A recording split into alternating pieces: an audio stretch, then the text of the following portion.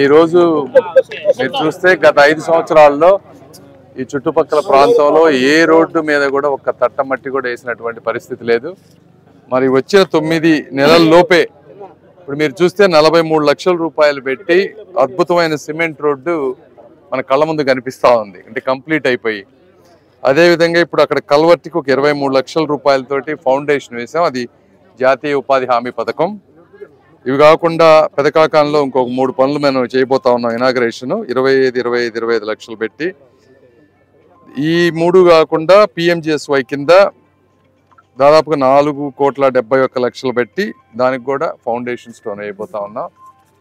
అంటే ఈ చూస్తే మీరు దగ్గర దగ్గర 8 కోట్ల రూపాయల వర్కులు ఇవన్నీ రోడ్లకి.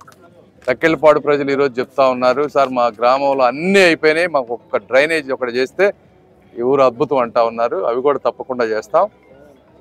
ఇవి కాకుండా ఎప్పటికప్పుడు మాకు నరేంద్ర గారు ఎక్కడున్నా కూడా మా గ్రామానికి, మా పొన్నూరుకి ఫండ్స్ తీసుకురమ్మని ఫోన్లు చేస్తూ ఉంటారు. ఎప్పుడు ఊర్లకు కానీ లేకపోతే పొన్నూరు పట్టణానికి కానీ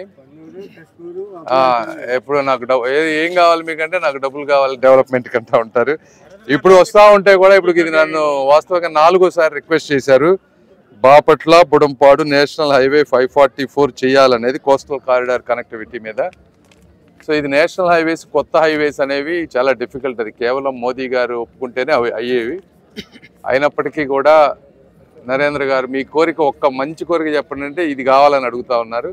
సో ఎట్టి పరిస్థితుల్లో దీన్ని కూడా ఏ విధంగా చేయాలనేది ఒక ప్రణాళికాబద్ధంగా ప్లాన్ చేసి, నాకున్న అవకాశాన్ని, నాకున్న అక్కడ ఉన్న మినిస్టర్స్తో ఉన్నటువంటి ఫ్రెండ్షిప్ని ఉపయోగించి ఇవి కూడా చేయడానికి ట్రై చేస్తాం తప్పనిసరిగా. అదేవిధంగా మానస్ సరోవరం గురించి కూడా వీళ్ళు అడుగుతూ ఉన్నారు, అది యాక్చువల్గా మా ప్లాన్లో ఉంది, అది కూడా చేస్తాం.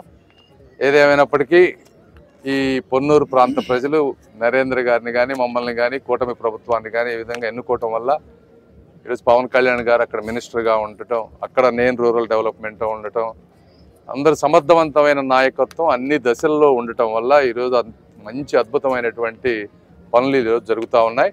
దయచేసి పొన్నూరు ప్రజలకి నేను కోరుకునేది ఏంటంటే, మీరు అభివృద్ధిని చూసి వచ్చే 5-10 సంవత్సరాలు కూడా ఒక సుస్థిరమైన ప్రభుత్వం ఉంటే డెఫినెట్గా మీ గ్రామంలో ఏ సమస్య కూడా లేకుండా చేసేటువంటి పరిస్థితి మేము తీసుకొస్తామని మీ అందరికీ తెలియజేస్తూ ఈ కార్యక్రమానికి నన్ను ఆహ్వానించిన నరేంద్ర గారికి అందరికీ కూడా మనస్ఫూర్తిగా ధన్యవాదాలు.